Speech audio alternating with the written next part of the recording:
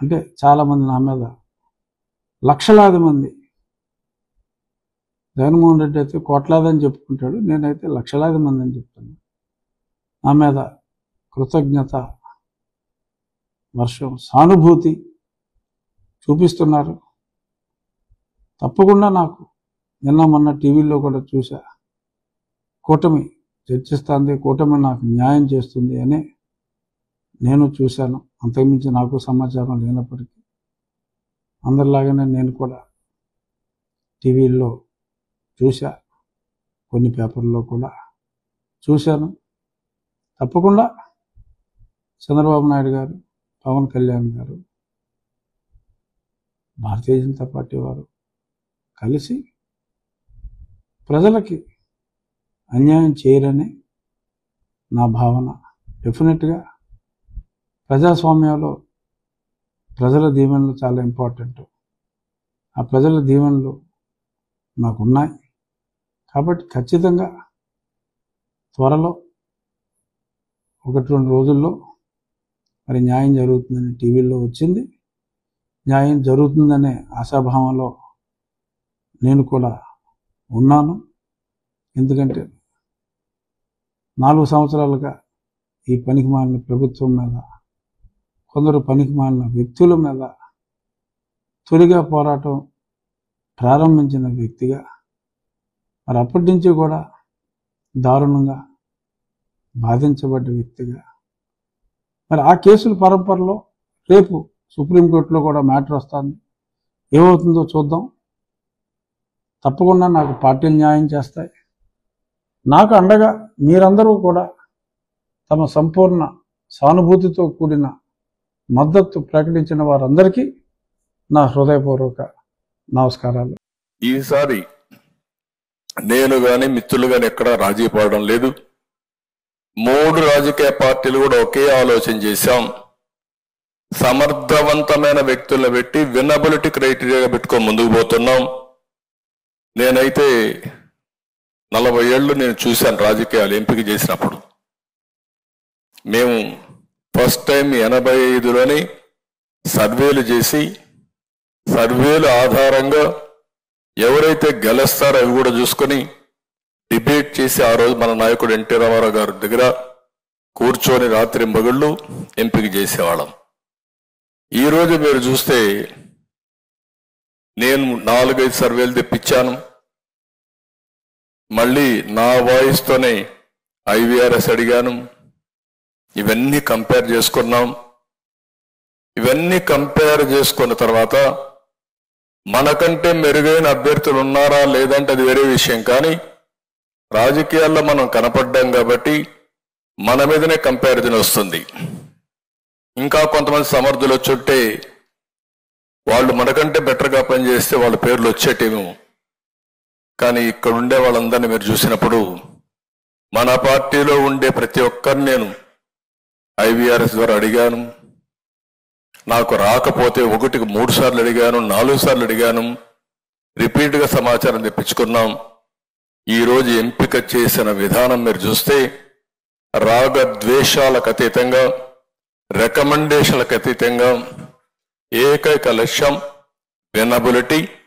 అది అయిన తర్వాత మీరు చూస్తే ప్రజల్లో మీ మీద ఏ అభిప్రాయం ఉంది, మీ ఇమేజ్ ఏ విధంగా ఉంది, మీరు పార్టీకి చేసిన సేవలేంటి, లాయల్టీ ఫ్యాక్టర్ ఎట్టుంటుంది, అదే సమయంలో ప్రజలకు సమాజానికి మీరు ఏ విధంగా ఉపయోగపడ్డారు, ఇవన్నీ ఆలోచించుకుని ఫస్ట్ టైం టెక్నాలజీ కూడా ఉపయోగించుకున్నాం.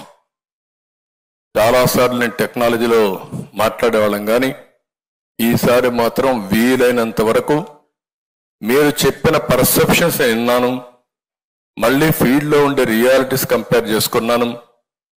అబ్జర్వర్స్ను కూడా మనం జోన్కి ఒకరిని పెట్టుకొని 10 మందిని ఫీల్డ్లో పెట్టాం. వాళ్ళు మీతో మాట్లాడారు. అన్ని విషయాలు తీసుకున్న తర్వాత నేను ఈరోజు ప్రాపర్ సెలెక్షన్ చేశామని చెప్పి కూడా నేను మీకు తెలియజేస్తున్నా.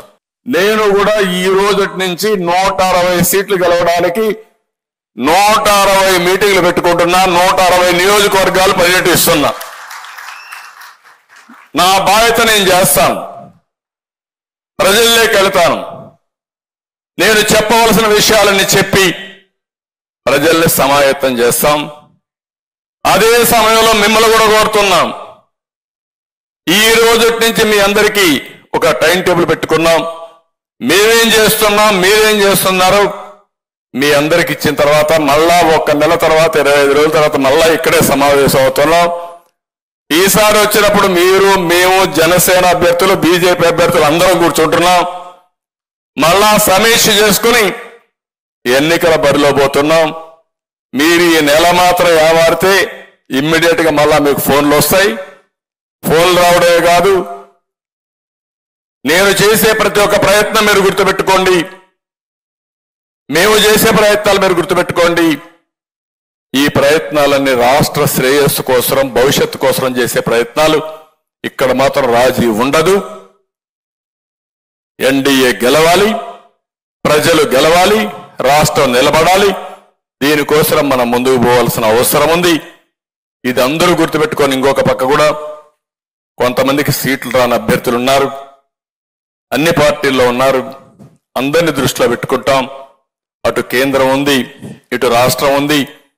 పని చేయాలి, సమాజ సేవ చేయాలనే వ్యక్తులకి అవకాశాలు కల్పించే బాధ్యత ఈ 3 పార్టీలు కూడా తీసుకుంటామని మరొక్కసారి ఈ సభాపర్వంగా ప్రతి ఒక్కరికి విజ్ఞప్తి చేస్తున్నా. ఈ 3 రాజకీయ పార్టీల్లో ఉండే నాయకులు, కార్యకర్తలే కాదు, ప్రజలు మీరు ఆలోచించండి, అసోసియేషన్స్ మీరు ఆలోచించండి. చాలా అసోసియేషన్స్ ఉన్నాయి. ఒక కాలనీ ఉంది, ఆ కాలనీలో ఉండే హౌస్ అన్ని ఒక అసోసియేషన్ పెట్టుకున్నారు. స్కూల్స్ ఉన్నాయి, కాలేజీలు ఉన్నాయి. అదే మరి వృత్తిపరంగా చేసే చాలా మంది ఉన్నారు. ఇంకో పక్కన కులపరంగా ప్రతి ఒక్క కులానికి అసోసియేషన్స్ ఉన్నాయి. ఇవందరూ కూడా ప్రతి ఒక్కరు ఆలోచించండి. డాక్టర్స్ ఉన్నారు, ఇంజనీర్స్ ఉన్నారు, మేధావులు ఉన్నారు. ప్రతి ఒక్కరు ఆలోచించండి, ప్రతి ఒక్కరికి చెప్పండి. మీ బాధ్యత మీరు చేయండి, మా బాధ్యత మేము చేస్తున్నాం, మీ బాధ్యత మీరు చేయండి. మళ్ళీ రాష్ట్రాన్ని కాపాడుకొని ముందుకు పోవడం కోసం అందరూ ప్రయత్నం చేయాల్సిందిగా అందరినీ కోరుకుంటూ, అందరికీ మరొక్కసారి కంగ్రాచులేషన్స్. సీట్లు వచ్చిన ప్రతి ఒక్కరికి మనస్ఫూర్తిగా అభినందనలు, కంగ్రాచులేషన్స్. ఒకరిద్దరు కాన్స్టిట్యున్సీ ఇన్ఛార్జ్ కూడా పిలిచాం, మీకు రాలేకపోయినాయి. కానీ ఒకటే చెప్తున్నా, మీ సేవలు తప్పకుండా ఉపయోగించుకుంటాం. తెలుగుదేశం పార్టీ ఇన్ఛార్జీలే కాకుండా ఇంకా కొంతమంది వేరే పార్టీలో ఉన్నారు.